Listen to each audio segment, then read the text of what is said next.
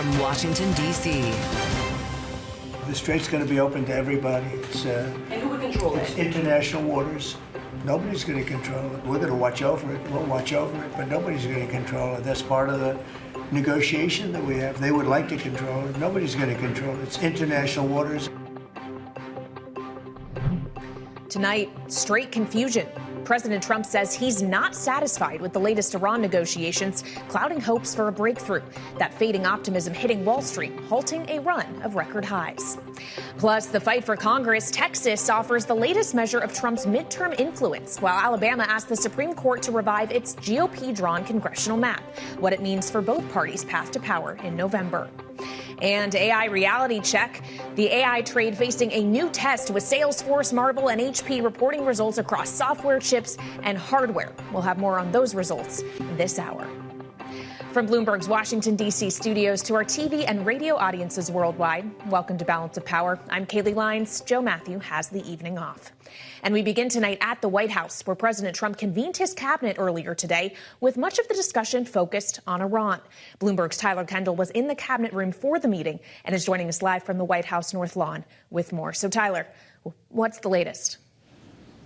Hey, Kaylee. Well, at this point, President Trump maintains that he is not satisfied yet with the ongoing negotiations for a potential U.S.-Iran peace deal and maintains that no country will have full control over the Strait of Hormuz. As we know, the waterway remains one of the biggest sticking points in the ongoing talks. But as you heard, President Trump seemed to indicate that the U.S. would, quote, watch over ships that are transiting through, though declined to give specifics on exactly how the U.S. is looking to ensure safe passage in the strait. The president went on to indicate that it does appear that the U.S. is pursuing this phased approach for a potential agreement, where we would first see the reopening of the strait prioritize, the U.S. lifting its naval blockade, and then only once those components are in place, then we would see further dialogue on potential curbs for Iran's nuclear program and what happens to that stockpile of highly enriched uranium. But as we try to glean any sort of details on what is going to be included in this potential memorandum of understanding, I asked the president whether or not he is considering giving sanctions relief to Iran, as we know the country is vying for some sort of financial relief to be part of any sort of deal. But Kaylee, he told me that doesn't seem to be happening anytime soon. Is the U.S. considering easing sanctions on Iran to allow Iran to sell its crude to market? No, we're not talking about any easing of sanctions or giving money. No sanctions, no money, no nothing. We have control of money that they claim is theirs. We'll keep control of that money. And when they behave properly and when they do what's right, we'll let them have their money.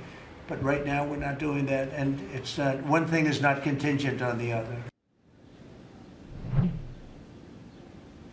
I also asked President Trump whether or not he was expecting Congress to pass a federal gas tax holiday, as this White House faces growing pressure as we get closer to the midterm elections and retail gasoline remains high. But Kaylee, he told me it's something that they might consider and might be talking about, but ultimately he wants to wait 1 to 2 more weeks before any action on that front.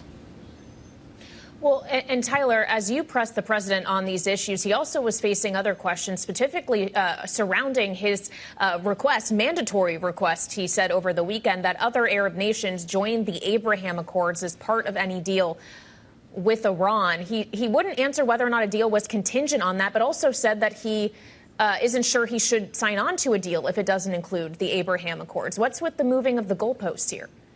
Well, Kaylee, you're exactly right. That characterization, it was a pretty stunning moment in the cabinet room because President Trump essentially threatened that maybe we wouldn't see a U.S.-Iran peace deal without some of these regional partners, mainly Saudi Arabia and Qatar, as he named them, signing on to normalize relations with Israel. Now, we know that those two countries in particular have previously indicated concerns about signing on without Israel recognizing Palestinian statehood, for example. So it is going to be something here to watch. It is definitely something that President Trump is touting and pushing for. Even Special Envoy Steve Witkoff said that there are negotiations for that to be underway. But you're right, he didn't say ultimately whether or not the deal would be contingent on that. But Kaylee, as you well know, this call towards action that came over the weekend related to the Abraham Accords came after we saw a flurry of Republican hawks on Capitol Hill sound the alarm about the U.S. potentially agreeing to a deal without firmer curbs on Iran's nuclear nuclear program.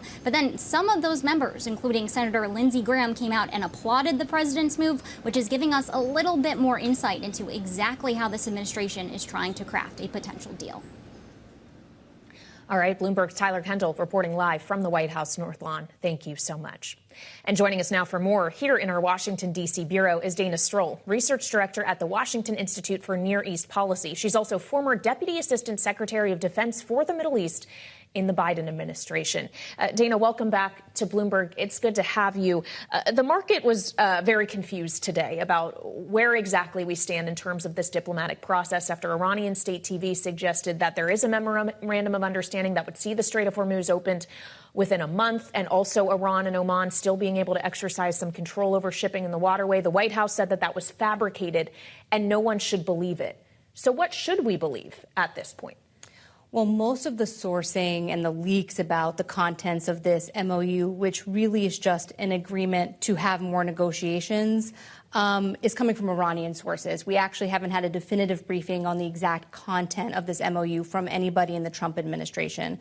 I think what he's reacting to from the cabinet meeting today is that over the weekend, at least what was leaked about this MOU is really significant concessions for Iran up front and very little for the United States in terms of deliverables on the nuclear program that's verifiable. And those were one of the big reasons that Trump got into this war in the first place, is to deal with the nuclear program. Right. And so this is, I think, him trying to massage this into something more tolerable for very skeptical members of his caucus. Well, as you talk about the president's reasoning for getting into the war, it was not reopening the Strait of Hormuz, as the Strait of Hormuz was not closed prior to the beginning of Operation Epic Fury. If that's all we can end up achieving in the near term, is that a strategic loss for the United States?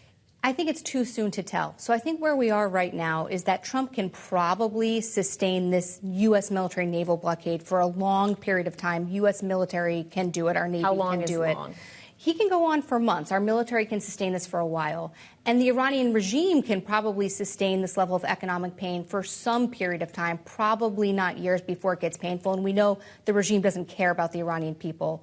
But it's the Gulf countries, the economies, the global South, the international economy that can't sustain this for months. And so he's looking for something to just relieve pressure in the Strait of Hormuz. And I think that's what this MOU is. It's really a freeze for freeze and then an agreement to take other steps later.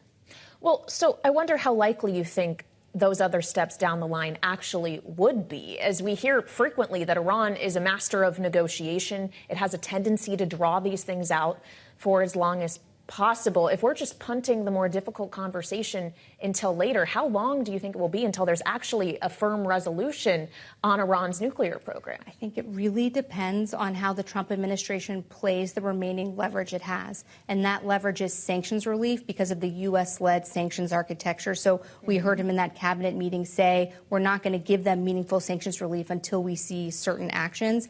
And it's also going to depend on whether the Trump administration can rally the international community to this cause of maintaining pressure on Iran. Right now, it looks like a lot of countries are losing faith in the U.S. ability to achieve anything strategic with respect to Iran, which is why they're all cutting their own deals with the Iranians to transit the Strait of Hormuz.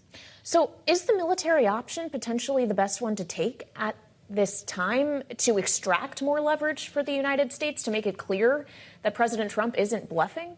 It depends upon what you mean by military option. So more strategic strikes of Iranians. So strategic strikes means energy infrastructure and civilian infrastructure like bridges. And we know that Iran still has the ability to respond in kind against the Gulf. We saw them do it during the ceasefire. And so the question for President Trump is, we know the United States and its partners cannot defend against 100% of Iran's drone and missile attacks that it would likely launch at U.S. partners and allies in the Middle East if the U.S. military and the Israeli military resume those strikes. And knowing that, he is at risk of losing the support of our Gulf partners, and we know that all of them are encouraging him to continue to negotiate and not return to war. Well, but he is also encouraging those very same Gulf partners as part of these negotiations to be willing to join the Abraham Accords and recognize the state of Israel. The problem is they, of course, and Tyler was just speaking to this, have said that won't happen until there's a recognition of a Palestinian state. So why make this call if you're President Trump? What is your understanding of his intention here?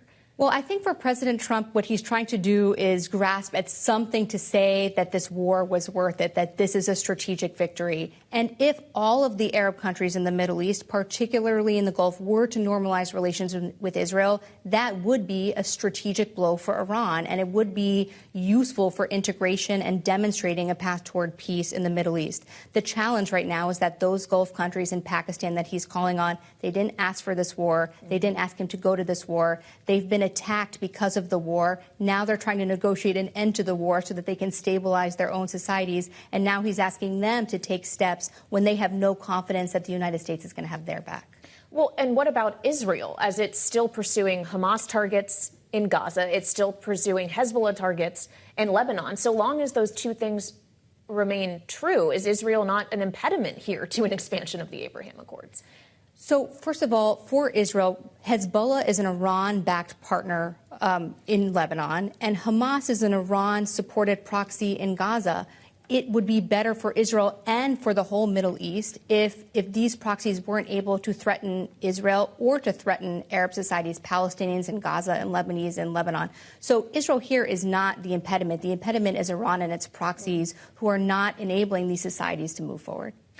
Well, obviously, the ire targeted toward Iran on the part of the Trump administration is abundantly clear. It seemed that expanded to Oman in the cabinet meeting today, which, of course, there's been reports that Iran and Oman would be looking at some kind of tolling system or otherwise exercising of control over the Strait of Hormuz. And the president threatened to bomb Oman, it seemed. Let's just remind ourselves of what he said earlier. The strait's going to be open to everybody. And who would control it? It's international waters. Nobody's going to control it. We're going to watch over it. We'll watch over it, but nobody's going to control it. That's part of the negotiation that we have. They would like to control it. Nobody's going to control it. It's international waters, and Oman will behave just like everybody else, so we'll have to blow them up. They understand that. They'll be fine. We'll have to blow them up? It's never a good situation when the president of the United States is threatening to blow up a U.S. partner. We actually need Oman's cooperation. Oman has had a critical role in mediating between the United States and Iran before. But at the same time, the Strait of Hormuz should be upheld as a fundamental principle of freedom of navigation.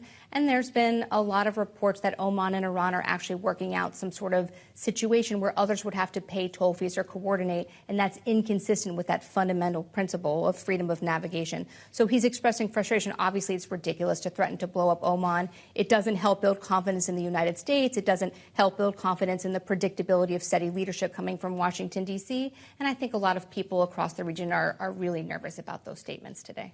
All right, Dana, thank you so much for joining us. Dana Stroul, Research Director at the Washington Institute for Near East Policy. We appreciate it. Well, these mixed signals about the prospects for a deal with Iran led to a mixed day for stocks today. But we do have some big moves to note after the bell, with Marvell Technology and Salesforce reporting results. These stocks each down less than 1% right now after earnings. For the details, we turn now to power moves with Bloomberg's Romaine Bostick joining live from World Headquarters in New York. Romaine. Yeah, hey, Kelly. Yeah, it was a mixed day on Wall Street. We should point out the S&P did notch out a record high. It was only up about 1 point here, but the real activity right now is what we're seeing in the after-hours trade. You had a couple of names up, but the real winner of the day right now is a company called Snowflake. It's basically a data software company, kind of the backbone of this data center revolution here. And there's been this shift, this idea that a lot of the traditional software companies, this software as a services types of companies like Salesforce, are kind of being rotated out of, and people are looking for the next big thing. And at least based on the earnings report that we got out of Snowflake today, as well as a partnership that they announced with Amazon Web Services to buy about $6 billion worth of AWS chips over the next 5 years, putting a strong bid under that stock, up 33% in the after-hours trade. One of its peers, MongoDB, is up about 10% in the after-hours trade, and they report earnings tomorrow after the bell. And that really is the story as what we've seen not only during the cash session, but in the after-hours trade, sort of a tale of two cities as people rotate out of some of those bigger software stocks into the smaller, and indeed rotate out of some of the chip stocks. In fact, the Philadelphia Semiconductor Index actually sat this one out today. One of the ETFs tracking that space, you saw 27 of the 30 members in that index actually decline. And that, of course, includes your biggies like your NVIDIAs and some of the others, as a lot of people now still committed to the AI trade, Kaylee, but looking maybe just a little bit more broadly into terms of what could be the big winners and losers going forward. Well, as we consider winners and losers here, Romaine, especially when it comes to the energy shock emanating out of the Middle East and higher oil prices, we know airlines in particular have been struggling with that. And yet the CEO of American Airlines, when speaking with our colleague Lisa Abramowitz today, was sounding a little bit more positive about profitability. Let's listen. We're still projecting the same type of profitability that we had last year. That means good things. In terms of what we hold, I really do think that there's some stickiness to a lot of what we're doing, and it's upside that's unique to American. But there's a rising tide as well. Everybody's got to, be margin conscious.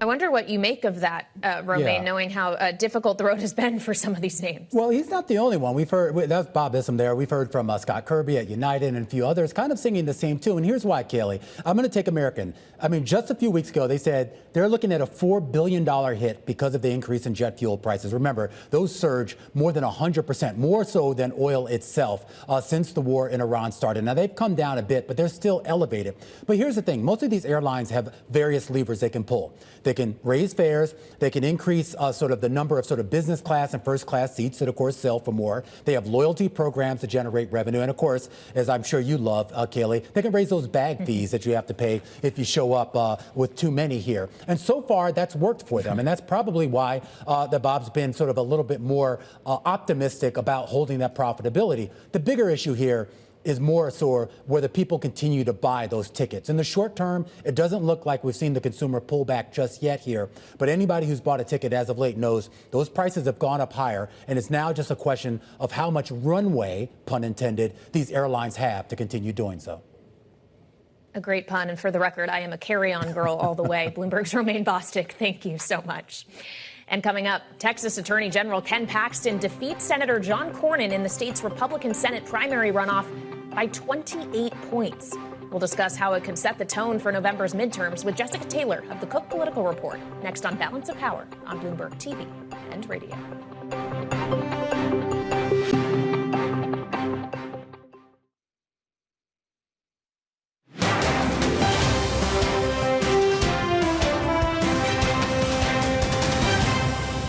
I've spent most of my time in the Senate building the Republican Party in Texas and in the U.S. Senate, and I've always supported the Republican ticket, and I intend to do so again in this general election. I've said throughout this race that I trust the voters of Texas, and they've made their decision, and I must respect it. This is Balance of Power on Bloomberg TV and radio. I'm Kaylee Lyons. And that was Republican Senator John Cornyn of Texas following his defeat last night in a runoff primary against State Attorney General Ken Paxton, who was endorsed by President Trump. Joining us now with her reaction to these results is Jessica Taylor, editor of the U.S. Senate and Governors at the Cook Political Report. Jessica, welcome back to Bloomberg. As we consider Cornyn's loss here and his contention that he trusts the voters of Texas, are the Cornyn voters of Texas likely to become Paxton voters in November, or could they turn to the Democratic candidate, James Tallarico?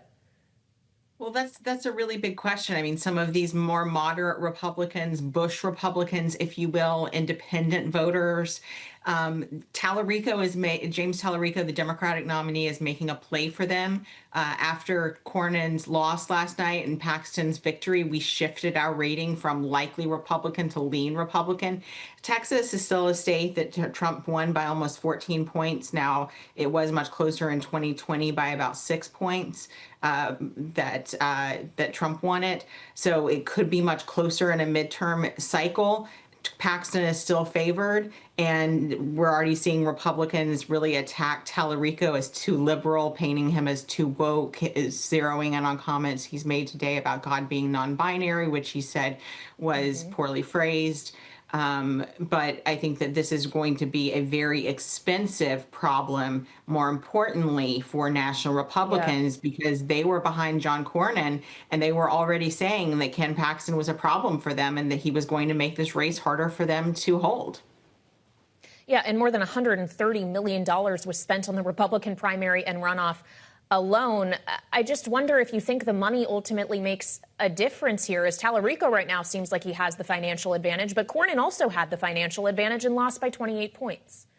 Well, Bill Cassidy also had the financial advantage. He was the first incumbent to lose on Trump's revenge tour of sorts in Louisiana. I think that in a Republican primary, when you have taken stances against Trump and you don't have Trump's endorsement when he is endorsed against you, I think Cornyn was someone that was out of step with sort of the direction of the Texas Republican Party. And I think in Paxton's, Trump saw someone that was a kindred spirit, also felt like he was being unfairly maligned and attacked. So I think that really, but the primary is not the general election. National Republicans are going to have to spend perhaps $250 million here. And there's a real question of, is that money going to come from other potential races that they would like to put in play? Could it be sort of a you broke it, you bought it situation that they tell Trump about, where his super PAC MAGA Inc. perhaps has to come in here and try to stave off the damage? Well, because Republicans are trying to defend other seats as well. Alaska, Maine, North Carolina. Where is the easiest Democratic pickup opportunity right now, Jessica? I think it's in North Carolina, where Roy Cooper has been consistently ahead in an open seat there, with Tom Tillis retiring, not running. He's running against the former RNC chairman Michael Whatley. We shifted that race last month from toss-up to lean Democrat. And I think next would be Susan Collins in Maine. She's the only Republican running in a state that Harris carried, that Trump has never won. But she's running against Graham Plattner, who will be the Democratic nominee after Janet Mills decided to step down from that primary that she was probably going to lose. He has a lot of baggage, posts that he's made on Reddit, comments, and controversial Nazi-inspired tattoos. So this is not a certain pickup for Democrats either. They have to pick up 4 seats, and everything has to go right. So I think North Carolina is looking like their best pickup opportunity, but they still have to win Maine, and then they have to pick up 2 additional seats in states that Trump won by double digits. And quickly, Jessica, on the California gubernatorial races, that primary is next Tuesday. What is your expectation in the aftermath of Eric Swalwell's departure? I think that Democrats are no longer worried about being locked out of that top 2 primary. I think that broadcaster Republican Steve Hilton will advance, and it will probably be either former HHS Secretary Javier Becerra, who's polling in the lead for Democrats right now, or billionaire Tom Steyer, who has spent record amounts on that primary. Well, and Javier Becerra's ascent has been surprising to many. Would it surprise you ultimately if he does come out on top here? When I've talked with California Democrats, they say that some sort of elected experience matters, that, you will really only have the 2 Republicans in Arnold Schwarzenegger and Ronald Reagan that didn't have previous elected experience. So they turn to sort of former statewide elected officials. Before he was former HHS secretary, he was California Attorney General and a congressman. So I think that Javier Becerra, his rise was quick after the vacuum that Swalwell left, but it sort of makes sense. And Latinos are also one of the largest voting blocs in California as well. A good note. All right, Jessica, thank you so much. Jessica Taylor, editor of U.S. Senate and Governors at the Cook Political Report. We appreciate it. And still ahead, Bloomberg's conversation with NASA Administrator Jarek Isaacman about the agency's plan for a moon base. When could we see humans living on the moon? Bloomberg's Ed Ledlow and Caroline Hyde posed that question to the administrator, and his answer is right on the other side of this break, here on Balance of Power on Bloomberg TV and radio.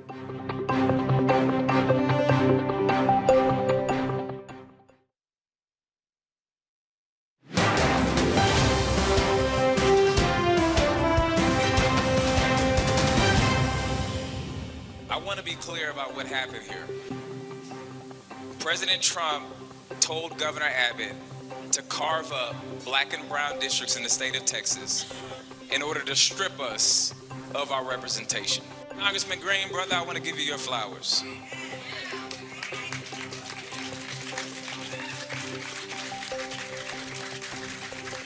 I want to thank you for your service to people across Houston and Harris County.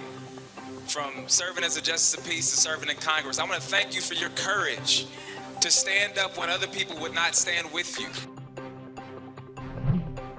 This is Balance of Power on Bloomberg TV and radio. I'm Kaylee Lyons. And that was Democratic Congressman Christian Menefee of Texas last night following his victory over fellow Democrat and longtime Congressman Al Green. The Democratic face-off was a result of Texas Republicans' redrawing of the state's congressional map, part of President Trump's major nationwide push to eliminate Democratic-led districts, with Democrats now looking to counter in blue states like New York. And joining us now for more on that is Democratic Congressman Joe Morelle of New York. He's ranking member of the House Administration Committee and vice-ranking member of the House Appropriations Committee, and has also been personally charged by Minority Leader Hakeem Jeffries with liaising with Albany on the redistricting effort. Congressman, welcome back to Bloomberg. We've seen reporting in Politico today that New York Democrats by Friday are planning to introduce two different redistricting amendments. The first would allow for mid-decade changes but not touch constitutional language. The second would change constitutional language, including removing all restrictions on gerrymandering. Can you confirm that that's the plan as you understand it? Well, there's still a lot of work to be done. And just to make just a modest correction to that, both would change the state constitution. There are two different options being looked at. One, as you said, would affect the 2028 and 2038 races, and then one potentially looking at the longer term situation as it relates to the way they've been doing reapportionment and making some adjustments. So they are looking at more of a short term and a longer term way of making some adjustments that would bring us in line with what other states are doing. And frankly, this has been brought about by the hyper-partisan redistricting that you've talked about, Texas and Florida, and so many other states in the South, Louisiana. Alabama looks like it's on hold in South Carolina. Missouri has gone ahead with pretty significant gerrymandering. We're going to lose potentially Congressman Cleaver in Missouri, who's outstanding, just a wonderful legislator. So this has been something that, as I think Hakeem Jeffries has said, we didn't start this fight, but we're going to finish it. And we're going to continue to have those conversations with my colleagues in Albany. Well, so if you've confirmed that there is two different amendments under consideration, is there one that you prefer that you think is better for your constituents in the state of New York? Well, I think they potentially could both work. One is a short term, one is a longer term. So we'd have to go to the, if the legislature makes this decision and they still are, talking about it and they're still looking at different drafts, but then ultimately it would go to the public and we would have to, after second passage, which would have to take place in another legislature. This is all complicated, but ultimately it's got to go to a referendum. The people of New York have to make the decision. But just think about them. I think more of what do we do in the mid-decade years that lay ahead, 28 and 30, and then are there some longer term adjustments they want to make to the process? So they're still talking about it. Those are some ideas that are being talked about, but there are a number of options on the table. But I think what's clear is they have seen what's happened in other states. And in New York, there is a growing sense of urgency that we need to respond, or else New York voters will be left, frankly, in a position where they have very little influence in the federal government. And that's something, obviously, that they're very concerned about. Well, and again, as you've reiterated, Congressman, this is for 2028, not for this cycle, and the environment overall could look very different by then. In terms of the environment we're dealing with in this cycle, in the 2026 midterms, obviously high gas prices are something that Democrats in particular are saying is emblematic of an affordability challenge under the Trump administration and Republican leadership. When we consider that a lot of that emanates from the closure of the Strait of Hormuz and the ongoing conflict with Iran, is it your expectation, given the discussions you have with your colleagues in Congress as they've been briefed by this administration, that situation in particular is going to materially improve between now and November, or will it force congressional action on war powers or something else in order to bring about real change? Well, the situation certainly seems to be fraught, and the president has announced he had essentially a framework for a deal. He's announced this several times, pulled back. I'm not sure where we are right at this moment, but clearly until we get a handle on reopening the Strait of Hormuz and figure out the long-term interest in that region, we're going to continue to be confronted by these problems. And gas prices are one thing, what you pay at the pump, but it also affects the price of food. It affects the price of manufactured goods. I mean, these are all felt in so many different ways. And I think the public is angry. I think they don't understand it. We still don't, Kaylee. I think you and I started having this conversation months ago about the cost of this war. I mean, I was in a hearing with Secretary Hegseth 2 weeks ago where he promised us information, said it was with the Office of Management and Budget. We still don't have a detailed analysis of what this has cost. And we're now essentially 3 months into this thing, and we still don't have information. I mean, General Washington gave more information to the Continental Congress in 1776 than the modern Defense Department can give to the United States Congress. It is offensive, and it just goes to the lack of credibility that I think this, from the president on down, has relative to what we're doing in Iran and in the region. And it's having huge impacts on affordability for American citizens. Well, as you talk about the uncertainty around the costs of this conflict, we also still haven't seen a supplemental funding request from the Pentagon. But your chair on the Appropriations Committee, Tom Cole, has suggested that the Pentagon could run out of money in a matter of months for these operations in the Middle East. Will Congress allow that lapse so long as there are still American troops in theater? Well, obviously, people want to do everything we can for the men and women who are fighting on our behalf, no matter where they are in the world. But you've now had the Defense Department come up and say, we need money in appropriations. We need a supplemental bill, which they haven't sent to us, so it's kind of hard to have an opinion on it.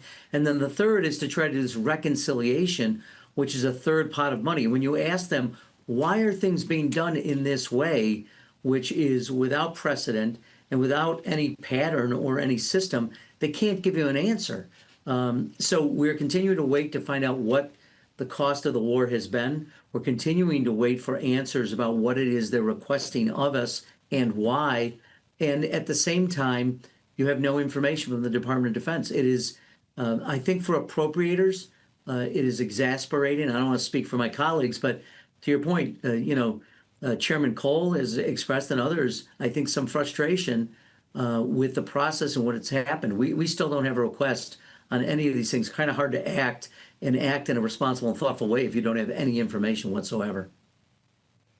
Well, and of course, here we're talking about the typical appropriations process, though we are seeing much done in pursuing a reconciliation process, partisan lines that Republicans are pushing specifically to fund ICE and CBP, although that effort fell apart in the Senate before the Memorial Day recess over concern about this $1.776 billion anti-weaponization fund. It seems even Republicans would like to see some guardrails around this, Congressman. What kind of guardrails do you support? Do you think there could be a purpose for this fund so long as there are guardrails in place?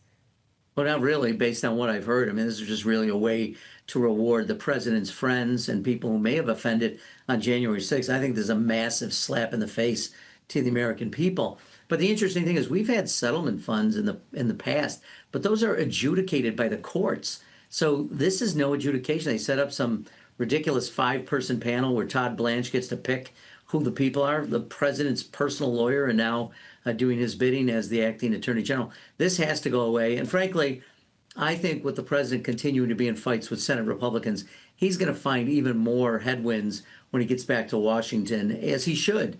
And it's finally time for Congress to wake up and do its job. Article 1 responsibilities are different than giving a blank check to the president. That's not what the founders envisioned. I think they would be turning over in their graves if they saw what was happening to the modern Congress and the modern presidency. All right, Congressman, thank you for joining Democratic Congressman Joe Morelle of New York. Now turning to NASA, which is laying out its plans for future space travel and exploration. Bloomberg Tech's Ed Ludlow and Caroline Hyde sat down with NASA Administrator Jared Isaacman earlier today, where they discussed the agency's plan for a so-called moon base that will eventually allow for a permanent human presence on the lunar surface. Here's a piece of their conversation.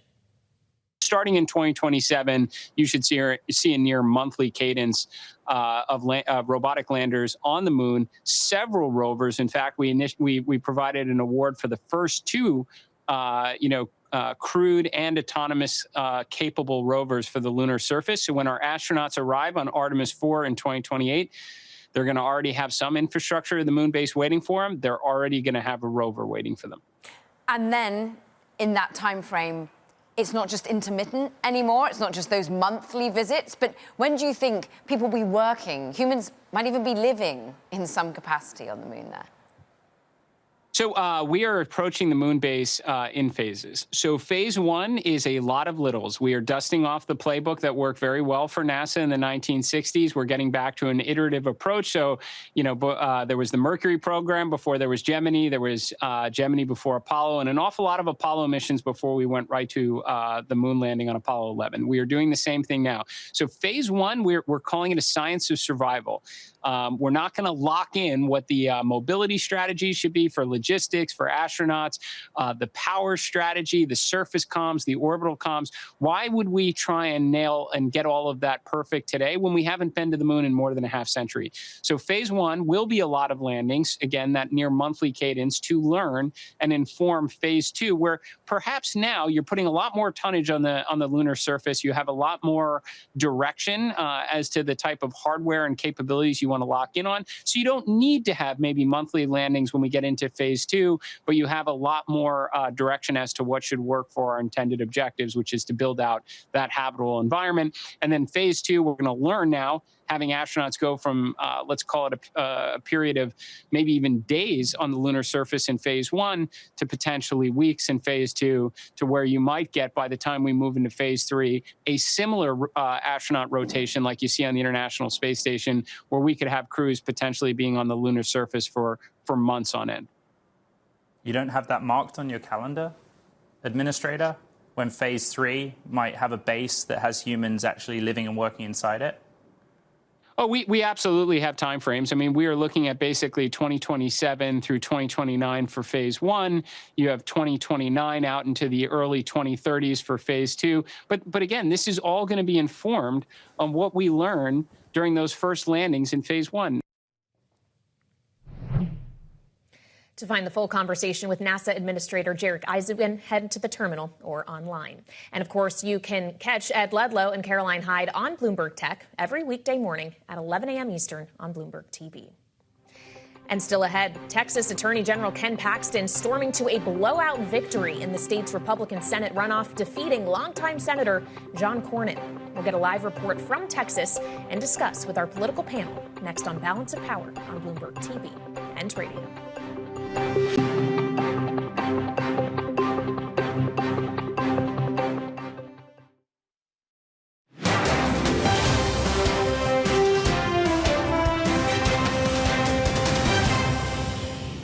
Change was on the ballot, and change won. President Trump is the leader of our party, and his endorsement in this is the most powerful force in politics. I look forward to working with him in the Senate to deliver for Texas. I've spent most of my time in the Senate building the Republican Party in Texas and in the U.S. Senate, and I've always supported the Republican ticket, and I intend to do so again in this general election.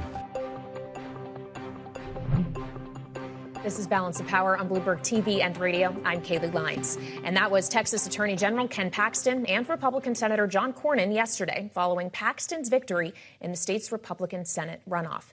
And joining us now with the details, live from Dallas, is Bloomberg's Texas Bureau Chief Julie Fine. So, Julie, we heard Ken Paxton there talking about the power of Trump's endorsement, and certainly that power was on display in this primary. But is a Trump endorsement as powerful in Texas in a general election? Well, first of all, the Trump endorsement was very powerful here for Ken Paxton, but you do have to remember that he was actually ahead in the polls anyway before that endorsement came. In the general election, yes, it will be very important. However, we had very low turnout in both the primary and the primary runoff. That will be a much better test to see how much of a difference that makes. Well, and of course, in the general election now, it's going to be Ken Paxton up against James Tallarico. We have already seen Paxton's advertising apparatus turning its attention to Tallarico even prior to him being declared the ultimate victor. How ugly could this get, Julie, and how expensive? This is going to get both ugly and expensive. First of all, it was extremely ugly when it was just Republican versus Republican. This is a race that Republicans are now going to have to spend a lot of money on. I spoke to a Republican strategist today who believes that Democrats will go in with $100 million. Republicans will have to step up to that and more. And many Republicans didn't expect to spend $1 in the state of Texas. So I expect to see money spent here in the hundreds of millions. A quick history lesson here: in a very close race in 2018 between Beto O'Rourke and Ted Cruz, that race was over $100 million. Beto O'Rourke bringing in $80 million. Ted Cruz, however, bringing in just over 40, and you can see how that race ended. All right, Bloomberg's Texas Bureau Chief Julie Fine, thank you so much. And joining us now for more is this evening's political panel, Meghan Hayes, Democratic strategist and former special assistant to President Biden, alongside Republican strategist Lisa Camooso Miller, senior advisor at Rock Solutions and founder of Friday Reporter Public Affairs. Welcome to you both. As we just heard, Julie, thinking back to Beto O'Rourke or perhaps Colin Allred in the most recent cycle, Democrats have taken their swing at trying to flip a Texas Senate seat blue before. As a Republican, do you think that they actually have a greater chance of doing so when it's Ken Paxton leading your ticket? I do not. No. And because regardless of how flawed I think Ken Paxton is as a candidate, I still think that that it's going to be very difficult to see a Texas seat, U.S. Senate seat, flip to the Democrats. And it's going to be a wave year. There's no doubt about it. There's going to be a lot of losses, Kayleigh. But I also think that what this will end up being will be a race to who can raise the most money, as Julie has said. And also, too, it's going to detract from all the other races that need to have money going to them in order to win back or win the majority. Well, and to that point, we've had an ongoing conversation about the amount of money Republicans were sinking into Texas that they didn't necessarily need to. But is it also amiss for Democrats to put too much financial resource behind James Tallarico rather than directing it to Maine or Alaska, for example? I think the difference here is James Tallarico has been raising money. He already has $32 million. In the same time period, Ken Paxton only raised $2.2. So James Tallarico is raising his own money so that the Democratic committees don't necessarily have to put money in here. But I think the interesting thing here and why this feels different than it has before is, one, you have Greg Abbott running for a third term. You have a really strong candidate in Gina Hinojosa on the Democratic ticket who is polling extremely well with conservative women. Healthcare is the lowest issue in Texas. They rank last in the country.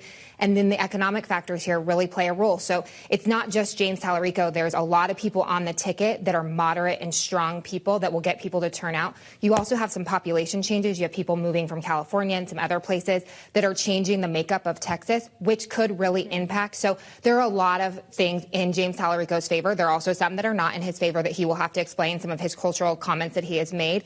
But I think at the end of the day, it really comes down to the economy. And if we are in the same place today that we are in November, James Tallarico has the best chance of winning that we have seen in Texas ever since there was a Democratic senator or governor. Of course, there's a long way to go between now and November. And there's the question of what the result will be in November. There's also a question of what John Cornyn, having lost and lost by 28 points, is going to do with his time remaining as a senator, knowing that Bill Cassidy, Tom Tillis, who obviously will not be keeping their seats, are now more willing to vote against the president. Do you think John Cornyn could join those ranks? I would find it really hard to see him make that change after having been in leadership for as long as he had. I think more than anything, I would expect him to get quiet, not necessarily to do anything to work against the party. It was a Ronald Reagan long time ago. It was a pact we all made that we would never talk or speak ill of another Republican. And I feel like John Cornyn's the kind of guy who's going to stick to that kind of policy. Even if the president doesn't? Even if the president does not. I think I think the comment someone made, I read the reporting, was he's going to be the most boring member of the YOLO caucus that they have going into this midterms. Well, we heard from President Trump today about the midterms, actually, as it pertains to the conflict with Iran, which obviously is not polling well with the American people. It doesn't seem like he's too concerned. If we could just remind ourselves as to what exactly he said in the cabinet meeting today. They thought they were going to outweight me. You know, we'll outweight him. He's got the midterms. I don't care about the midterms. Look what happened last night. That was the prelude to the midterms. People understand it. They know that, very simple, Iran cannot have a nuclear weapon. I don't care about the midterms, Lisa. Is that something you want to say? I understand he's not on the ballot in November, but plenty in his party are. The president has never been a party guy. He has never been. This is precisely what I would expect from him.